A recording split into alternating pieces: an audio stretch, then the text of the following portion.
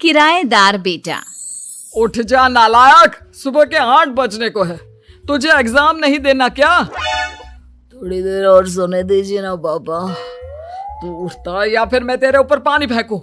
रोज गधों की तरह सोता रहता है, पेपर की कोई टेंशन ही नहीं है। और एक हमारा समय था जब हम पेपर में फेल होने के डर से रात भर पढ़ा करते थे, सो ही नहीं पाते थे। तो क्या अब आप उसका बदला मुझसे लेंगे? मैं 15 मिनट बाद उठ जाऊंगा, आप प्लीज जाइए, मुझे डिस्टर्ब मत कीजिए। इतना कहकर रौनक रजाई ढककर फिर से सो जाता है। तू ऐसा नहीं मानेगा, रुक मैं अभी पानी लेकर आता हूं। बस फिर क्या था, इतना कहकर वो भागते हुए बाथरूम में जाते हैं और पानी की एक बड़ी सी बाल्टी लाकर रौनक के ऊपर फेंक देते हैं। पानी पड़ते ही रौनक झट से उठ जाता है। ये आपने क्या किया पापा? अब तो उठेगा नहीं तो यही करना पड़ेगा ना। वैसे थैंक्स डैड, आपके कारण ना अब मुझे नहाने की भी जरूरत नहीं पड़ेगी। चलिए अब आप माँ से बोलकर मेरे कपड़े निकलवा दीजिए, तब तक मैं ब्रश कर लेता हूँ। वैसे कल ना आप एक काम और करना, नहलाने के साथ साथ मुझे ब्रश भी करवा देना। ये ब्रश करने में ना मुझे बहुत आलस आता है। रौनक की बातों से अरविंद का मुंह खुला का खुला रह जाता है। वो अपनी पत्नी कमला के पास जाता है और रौनक की हरकतों के बारे में बताता है, जिसे सुन उसकी पत्नी हंसने लगती है। तुम अपने बेटे को समझाने के बजाय हंस रही हो।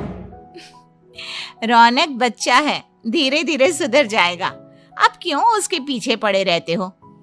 अभी नहीं सुधरेगा तो कब सुधरेगा? 10वीं क्लास में है रौनक, वो अब कोई बच्चा नहीं रहा। अरविंद की इतना बोलते ही वहां रौनक भी आ जाता है।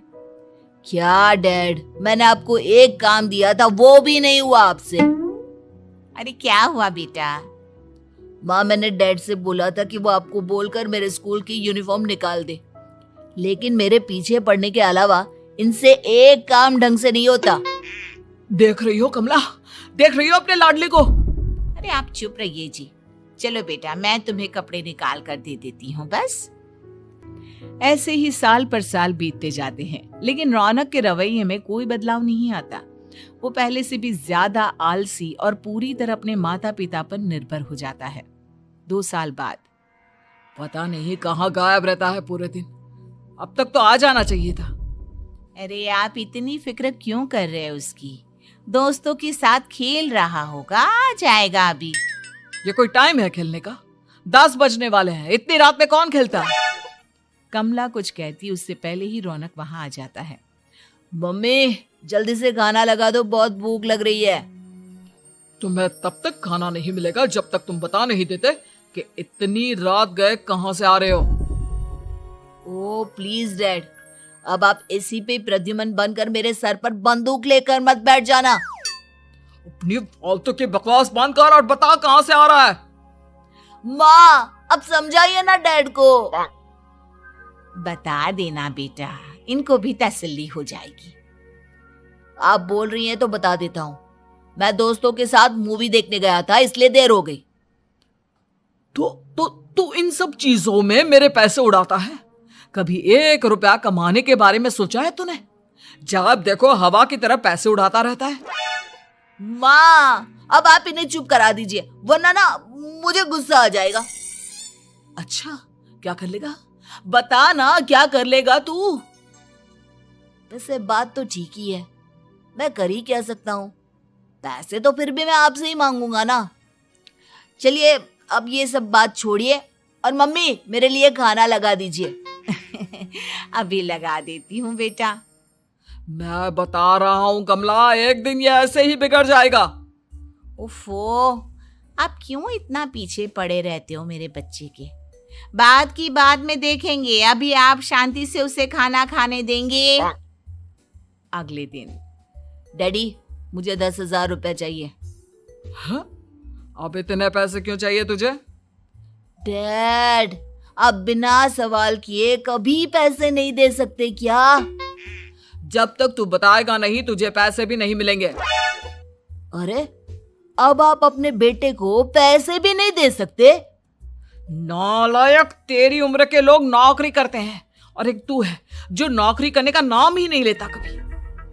आप लोगों के होते हुए भला मैं नौकरी क्यों करूं? अरे हम कब तक पैसे देंगे तुझे? तुझे भी तो अपने पैरों पर खड़ा होना होगा ना। कौन सा उधार के पैरों पर खड़ा हूं? अपने ही तो पैरों पर खड़ा हूं मैं। इसी तरह रौनक दिन प्रतिदिन लापरवाह होता जाता है। उसकी लापरवाही को देखते हुए अरविंद और कमला अपने बेटे की शादी कराने का फैसला लेते हैं और 1 महीने के अंदर अंदर ही रौनक की शादी मेघा नाम की लड़की से करा देते हैं। शादी के कुछ दिन बाद, रौनक, मुझे एक अच्छी सी साड़ी चाहिए, आप ला दोगे ना? हाँ, क्यों नहीं। कितने तक की आती है साड़ी? यही करीब 5,000 तक की। तुम चिंता मत करो, मैं आज ही डैडी से पैसे मांगकर तुम्हारे लिए साड़ी ले आऊंगा। आप कब तक ऐसे ही अपने पापा से पैसे मांगते रहेंगे? कोई अच्छी सी नौकरी क्यों नहीं कर लेते आप? अरे डैड के होते हुए मुझे नौकरी करने की जरूरत ही क्या है? पर आप ऐसे कब तक उनसे पैसे मांगते रहेंगे? कुछ आपको अपने दम पर भी तो करना होगा ना। अब तुम भी बाकी लोगों की तरह मुझे ज्ञान देना शुरू मत कर देना। साड़ी चाहिए ना तुम्हें, मिल जाएगी बस। इतना कहकर रौनक अपने पिता से पैसे मांगने चला जाता है। डैडी, मुझे 5,000 रुपया चाहिए। अब 5,000 क्यों चाहिए तुझे? वो मेघा को साड़ी चाहिए थी। अरविंद आगे बिना कुछ कहे चुपचाप उसे पैसे निकाल कर दे देता है। कुछ दिन बाद, तुम्हें नहीं लगता कमला, रौनक हम पर पहले से भी ज्यादा डिपेंड हो गया है? मुझे तो अब उसके भविष्य की चिंता होने लगी है। कल को हमें कुछ हो गया तो वो क्या करेगा? काश तुमने पहले ये सोच लिया होता तो आज हमारा बेटा इतना लापरवाह नहीं होता। तब मुझे कहाँ पता था कि मेरा लाड़ प्यार उसे इतना बिगाड़ देगा कि वो इस हद तक लापरवाह बन जाएगा। कोई बात नहीं, अभी भी देर नहीं हुई। मुझे पता है उसे कैसे सुधारा जा सकता है। कैसे? अरविंद कुछ कहता उससे पहले रौनक वहां आ जाता है और पैसों के लिए हाथ फैलाने लगता है। डैड, मैं और मेघा बाहर घूमने जाना चाहते हैं। अरे वाह, ये आज सूरज कहाँ से निकला है? Dad please. अच्छा चलो अब मुद्दे की बात करो। मुझे अब 25,000 चाहिए। अब तुम्हें 1 रुपया भी नहीं मिलने वाला। अगर तुम्हें पैसों की इतनी ही जरूरत है तो कोई ढंग की नौकरी कर लो। मम्मी, आप कुछ कहिए ना डैड को। बेटा, वो गलत क्या बोल रहे हैं? ये सब हम तेरे भले के लिए ही तो कर रहे हैं। मम्मा, मैंने बताया ना आपको, मुझे नहीं करनी कोई जॉब वॉब। तो ठीक है, निकल जाओ हमारे घर से। तुम्हारे जैसे लोगों के लिए मैंने ये घर खड़ा नहीं किया है। जितना ये घर आपका है ना, उतना ही मेरा भी है। मैं कहीं नहीं जाने वाला। जाना तो पड़ेगा ही तुझे, क्योंकि अब मैं तेरा कोई भी खर्चा नहीं उठाने वाला। ठीक है, मत उठाइए मेरा खर्चा, मैं अपने दम पर भी जी सकता हूँ। तो बेशर्मों की तरह अब तक यहाँ क्यों खड़ा है? अपना सामान ले और निकल जाए यहाँ से। रौनक पैर पटकते हुए वहां से चला जाता है। घर से निकालना जरूरी है क्या उसे?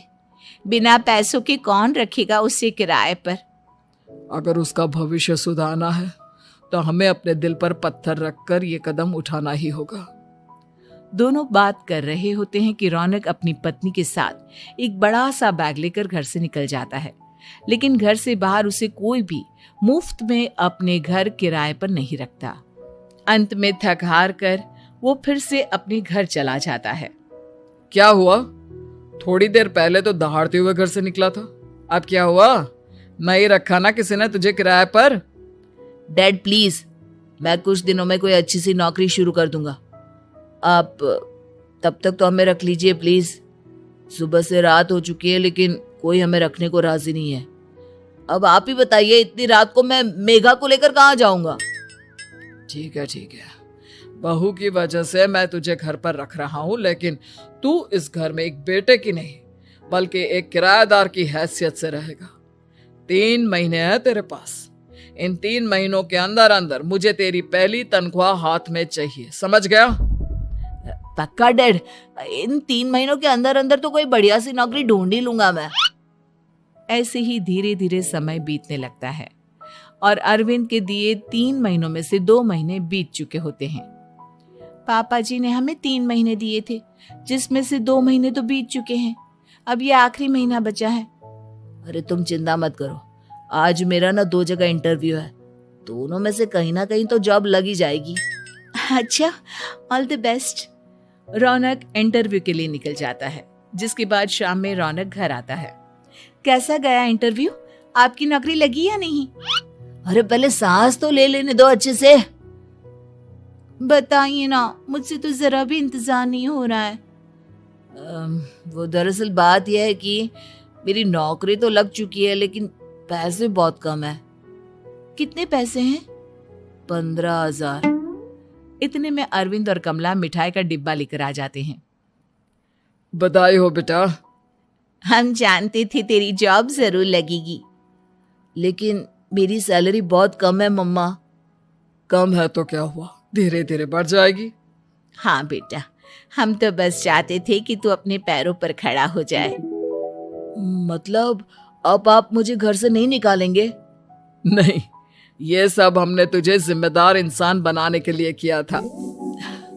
Thank you mummy papa.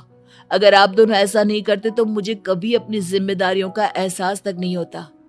आज आपने मुझे सिखा दिया कि इंसान का अपने पैरों पर खड़ा होना भी जरूरी होता है। इतना कहकर रौनक झट से अपने माता पिता के गले लग जाता है और अपनी कमाई की पहली तनख्वाह वो अपने माता पिता के हाथ में सौंपता है। इस तरह रौनक एक गैर जिम्मेदार व्यक्ति से एक जिम्मेदार व्यक्ति बन जाता है।